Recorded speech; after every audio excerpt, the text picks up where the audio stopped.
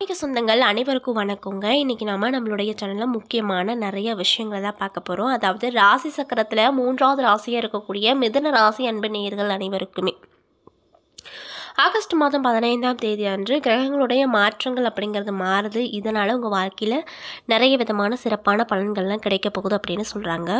அந்த விஷயங்கள் உண்மையாலுமே உங்களுக்கு அதாவது நல்லது தரக்கூடிய விஷயமா இல்லை தீமை தரக்கூடிய விஷயமா, நல்ல விஷயங்கள் நடக்கக்கூடிய விஷயம் அப்படின்னா அது என்ன, தீமை தரக்கூடிய விஷயம் அப்படின்னா அது என்ன அப்படிங்கிறத பற்றி தான் நான் இன்றைக்கி இந்த பதிவின் மூலிமா உங்கள்கிட்ட முழுசாக சொல்ல போகிறேங்க.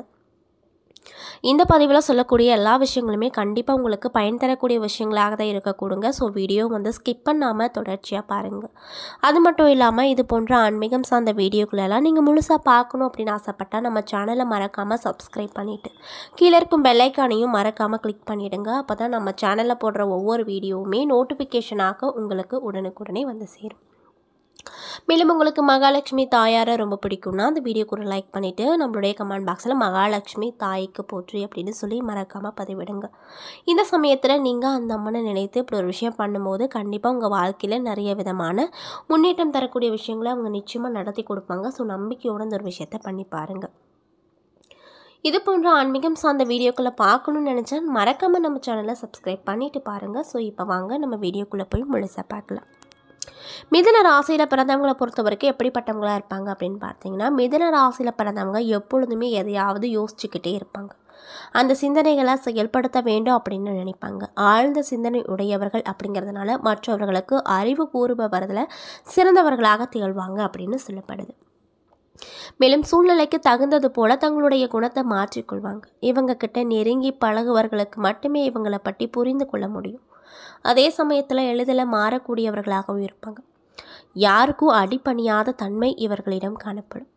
எந்த ஒரு பிரச்சனையாக இருந்தாலுமே அந்த பிரச்சனையில் துல்லியமாக செயல்பட்டு அந்த பிரச்சனைக்கு நீதி வழங்குவாங்க.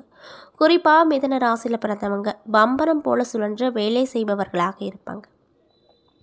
எப்பொழுதும் சோம்பேறித்தனமாக இருக்க மாட்டாங்க. இருந்தாலும் கூட சில சனி பெயர்ச்சி நடைபெறும் பொழுது சோம்பேறித்தனமாக காணப்படுவாங்க. மேலும் மிதுன ராசியில் பிறந்தவங்க யாருடைய தயவும் இல்லாமல் தனிமையாக வாழ நினைப்பாங்க. குறிப்பாக யாரிடமும் உதவி என்று கேட்க நிற்கவே மாட்டாங்க. ஆனாலுமே தங்களிடம் யாராவது உதவி என்று கேட்டு வந்தாங்க அப்படின்னா எந்த வேலையாக இருந்தாலும் சரி அதனை அப்படியே விட்டுவிட்டு அவர்களுக்கு உதவி செய்துவிட்டு தான் அடுத்த வேலையை செய்வார்கள் அப்படின்னு சொல்லப்படுது. மேலும் இவர்களை நம்பி ஒரு காரியத்தை ஒப்படைச்சிங்க அப்படின்னா அதை கண்ணும் கருத்துமாக பொறுப்பாக செய்து முடிப்பாங்க. இவங்க அதிக ஞாபக சக்தி உடையவர்கள் அப்படிங்கிறதுனால இவர்களுக்கு ஏதாவது ஒன்றை சொன்னால் அல்லது கேட்டால் அதனை உடனே புரிந்து கொள்ளும் ஆற்றல் இவர்களுக்கு அதிகமாக இருக்கும். எந்த விஷயமாக இருந்தாலுமே அவற்றில் நிதானமாக இருப்பாங்க. எப்பொழுதுமே விழிப்புணர்வோடு கவனத்தோடு எச்சரிக்கையோடு இருப்பாங்க. இவங்க விரும்பியதை வெற்றியோடு அடையும் தன்மையுடையவங்களாக இருப்பாங்க. பார்ப்பதற்கு ரொம்ப இன்னசென்ட் போன்றவர்களாக இருந்தாலுமே இவர்களுடைய காரியங்களில் சாதித்து கொள்வதில் வல்லமை பெற்றவர்களாக இருப்பாங்க. தன்னுடைய மனதில் உள்ளதை வெளிப்படையாக சொல்வாங்க. இவர்களுக்கு பிடிக்காத விஷயங்கள் என்று மூக்கை நுழைக்க மாட்டாங்க. பிறரை கேலி கிண்டல் செய்வது அப்படிங்கிறது இவர்களுக்கு பிடிக்காத ஒரு விஷயமாக இருக்குங்க. மேலும் இவங்க ஆடம்பரமான வாழ்க்கையை வாழணும் அப்படின்னு ரொம்ப ஆசைப்படுவாங்க. அனைத்து சுபபோகங்களையும் வென்று சுபபோகமாக வாழ நினைக்க ஆசைப்படுவாங்க. கருணை நிறைந்தவர்களாக இருப்பாங்க. பெற்றோர்களை அதிகம் நேசிக்கக்கூடிய அன்பர்களாக இருப்பாங்க. உறவினர்களை மதிப்பார்கள். நண்பர்களிடம் எச்சரிக்கையாக நடந்து கொள்வாங்க. மேலும் மிதுன ராசிக்காரங்க சேமிப்பில் அதிக ஆர்வம் காட்ட மாட்டாங்க. எவ்வளவு பணம் இருந்தாலும் அதை செலவு செஞ்சுருவாங்க. இவங்க எளிதில் அவசரமாக முடிவெடுப்பது பின் சிக்கலில் மாட்டிக்கொள்வாங்க. கடின உழைப்பை தவிர்த்து புத்திசாலித்தனமாக வேலையை தேர்ந்தெடுப்பாங்க. மிதுன ராசிக்காரங்க மற்றவங்க கிட்ட எவ்வளவு எளிதில் நட்பு வைத்து கொள்ள முடியுமோ அவ்வளவு எளிதில் வைத்து அவர்களுக்கு அந்த நட்பை பிடிக்கவில்லை என்றால் அந்த நட்பை முறித்து கொள்ளவும் தயங்க மாட்டாங்க அப்படின்னு சொல்லப்படுது. மேலும் இவர்களுக்கு 10வது அதிபதி குரு பகவான் இருப்பதால் இவர்கள் ஒரு இடத்துல பணிபுரிவது என்பது மிக கடினமான ஒரு விஷயமா இருக்கும். கலை சார்ந்த துறைகளில் மிக சிறந்து விளங்கக்கூடியவர்களாக இருப்பாங்க. கலை சம்பந்தப்பட்ட துறைகளில் அதிக நாட்டம் அப்படிங்கிறது இவங்களுக்கு இருக்கக்கூடும் அப்படின்னு சொல்லப்படுது. இப்படிப்பட்ட அன்பு நேயர்களுக்கு இந்த 15ஆம் தேதிக்கு பிறகு என்னென்ன விதமான சிறப்பான பலன்கள்லாம் கிடைக்க போகுது அப்படிங்கிறத பற்றி தான் நான் உங்கள்கிட்ட இந்த பதிவுகளில் முழுசாக சொல்ல போகிறேங்க. ஸோ இந்த பதிவில் சொல்லக்கூடிய ஒவ்வொரு தகவலுமே உங்களுக்கு பயன் தரக்கூடிய தகவலாக தான் நிச்சயமாக இருக்கும். ஸோ வீடியோவை ஸ்கிப் பண்ணாமல் பாருங்கள். மேலும் மிதுன ராசி அன்பர்கள் யாராவது இந்த பதிவை பார்க்குறீங்க அப்படின்னா, நான் சொன்ன விஷயம்லாம் உங்களுக்கு மேட்சாக இருந்துச்சுன்னா நம்மளுடைய கமெண்ட் பாக்ஸில் எஸ் அப்படின்னு சொல்லி மறக்காமல் பதிவிடுங்க. ஸோ இப்போ வாங்க நம்ம வீடியோக்குள்ளே போய் முழுசாக பார்த்து தெரிஞ்சுக்கலாம். மாத கிரக நிலைகளை ஆராய்ந்து பார்க்கும்போது உங்களுடைய ராசிநாதன் புதன் உங்கள் ராசியிலேயே சஞ்சரிக்கிறாரு. ஆனாலுமே வக்ர இயக்கத்தில் இருக்கிறாரு. இதனால் உங்களுக்கு என்ன மாதிரியான நிகழ்வுகள் நடக்கும்னு பார்த்தீங்கன்னா, உடல் ஆரோக்கியத்தில் சிறு சிறு பாதிப்புகள் அப்படிங்கிறது ஏற்பட்டு அதற்கு பின்னர் சரியாகிவிடும். நினைத்ததை நினைத்த நேரத்தில் செய்ய முடியலையே அப்படின்னு கவலைப்படுவீங்க. உங்கள் ராசியில் குருவின் ஆதிக்கமும் இருப்பதால் தொழில் வளம் அப்படிங்கிறது சிறப்பாக கண்டிப்பாக இருக்கும். அதே நேரத்தில் மன பயமோ நிம்மதி குறைவோ தொடர்ந்து இருந்து கொண்டே இருக்கும் அப்படின்னு சொல்லப்படுதுங்க. மேலும் இடமாற்றம் அப்படிங்கிறது சிந்தனை அதிகரிக்கும். தொடங்கிய காரியத்தை முடிக்க முடியாமல் போகக்கூடுங்க. மேலும் மிதுன ராசிக்கு சுக்கிரன் செல்ல போகிறாரு. உங்கள் ராசிக்கு 5 மற்றும் 12 ஆகிய இடங்களுக்கு அதிபதி தான் சுக்கிரன். மேலும் விரையாதிபதியான சுக்கிரன் உங்கள் ராசிக்கு வரும்பொழுது விரயங்கள் அதிகரிக்கத்தான் செய்யும். கட்டுக்கடங்காத செலவுகள் ஏற்படுகிறதே என்று கவலைப்படுவீங்க. திட்டமிட்ட காரியங்கள் அதிக செலவு செய்து முடிக்க நேரிடுங்க. மேலும் உங்களுடைய பிள்ளைகளால் சில பல பிரச்சனைகள் வந்து அலைமோதும். மனக்குழப்பங்கள் அகலும். புதிய முயற்சிகளில் வெற்றி பெறவும் அனுபவஸ்தானர்களின் ஆலோசனை தக்க சமயத்தில் கை கொடுக்கும். ஆடை ஆபரண சேர்க்கைகள் உண்டாகுங்க. வீட்டிற்கு தேவையான விலை உயர்ந்த பொருட்களையும் வாங்கி மகிழ்ச்சிகரமாக காணப்படுவீங்க. மேலும் பயணங்கள் பலன் தரக்கூடிய விஷயமாக இருக்கக்கூடுங்க. அதே போல் கன்னி ராசிக்கு செவ்வாய் சென்றிருக்காரு. உங்கள் ராசிக்கு 6 மற்றும் 11 ஆகிய இடங்களுக்கு அதிபதி தான் செவ்வாய். அவர் சுகஸ்தானத்திற்கு வரும்பொழுது பொருளாதார நிலை அப்படிங்கிறது மகிழ்ச்சி தரக்கூடிய விஷயமா இருக்கும். என்றாலும் கூட மேலதிகாரிகள் உங்கள் திறமைக்கு சரியான அங்கீகாரம் கொடுக்க மாட்டாங்க. இது கொஞ்சம் கவலையை அளிக்கக்கூடியதாக உங்களுக்கு அமையக்கூடுங்க. மேலும் கடன் சுமை அதிகரிக்கும். பழைய கடனை அடைக்க புதிய கடன் வாங்குவீங்க.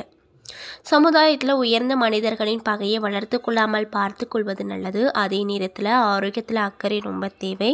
மருத்துவ செலவுகளும் உங்களுக்கு உண்டாகக்கூடுங்க. மேலும் கடக ராசிக்கு புதன் சென்றிருக்காரு. உங்கள் ராசிக்கு அதிபதியாகவும் 4வது இடத்திற்கு அதிபதியாகவும் விளங்கக்கூடியவர் தான் இந்த புத பகவான்.